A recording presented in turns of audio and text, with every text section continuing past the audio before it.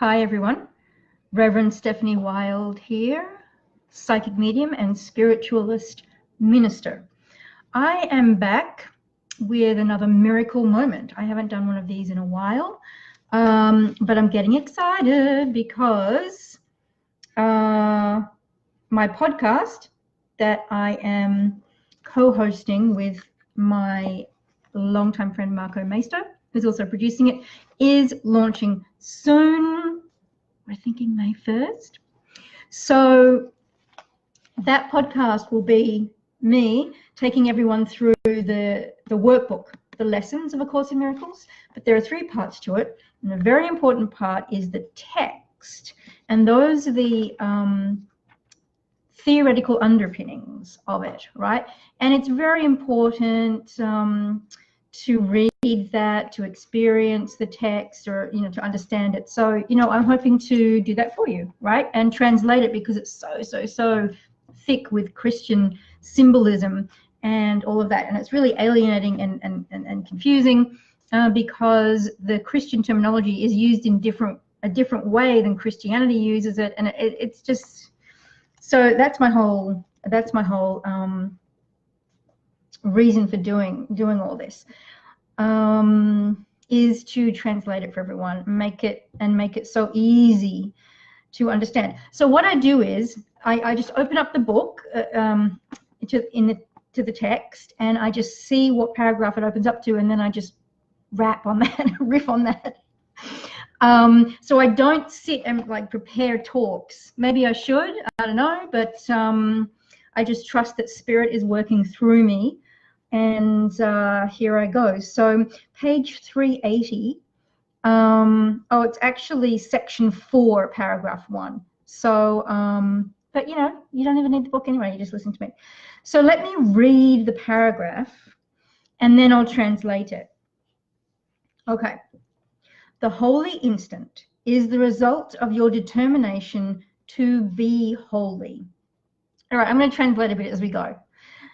The holy instant is just a moment of grace. Those aha moments, those moments when it's like, I get it. I get the meaning of life. I feel so great. This is it, right? That moment of grace, that moment of perfection. The holy instant is the result of your determination to be holy.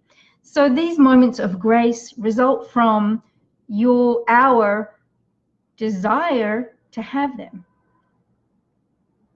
That's it. So there's a little more to this paragraph, but that's kind of it. Oh, there we go. The next sentence says, it is the answer. That determination. That's what I just said.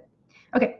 The desire and the willingness to let it come, to let grace come, precede its coming, right? So you have to want it to get it. You don't just get it zapped down to you from on high. And you don't have to do anything before you get it. Okay. You prepare your mind for it only to the extent of recognizing that you want it above all else. So, in order to have grace, peace, these moments that add up to a life of peace, all we have to do is want it and recognize consciously that we want it above all else. So that means it's not conditional. That means that when our beliefs, opinions, perceptions are challenged, when we're afraid, we remember, I want the truth above all else. I want peace above all else. If we make it conditional and say, well, but I don't really believe that XYZ, then it's not going to happen. We have to want it above all else. We have to want it more than we're afraid. We have to want it more than any relationship. We have to want it more than any amount of money. We have to want it more than any particular house. Because if we put those things ahead of truth, ahead of wanting grace, then we might get them, but we're not going to be happy in the end. Yeah. Okay. It is not necessary that you do more. Okay. It's not necessary that you do more than want it. Indeed, it is necessary that you realize that you cannot do more. Okay. So now we're getting into a slightly different point. It says here, do not attempt to give the Holy Spirit what he does not ask. Okay. So the Holy Spirit is the communication link between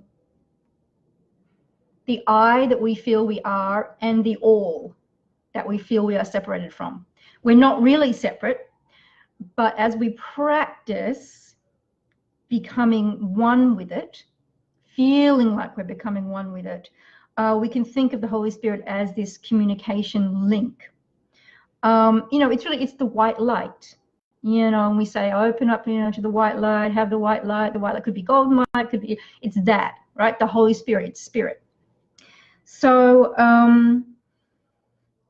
all we need to do is want those moments with the Holy Spirit, those moments of grace, more than anything else. And we need to understand that we cannot do more than that in order to have it. So doing good works, for example, is not going to get us to grace, is not going to get us to peace, is not going to get us to enlightenment.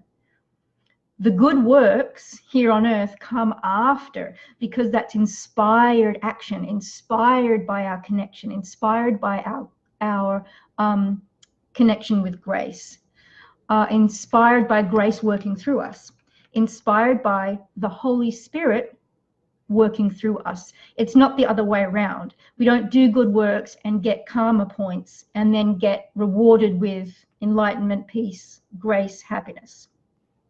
No, first we have to want it, and then we let go of beliefs, opinions, desires, memories, judgments, all of that ego. Then we're connected with the Holy Spirit, and then we're like, you know what? I'm going to become a doctor, and because I am suddenly inspired to heal people.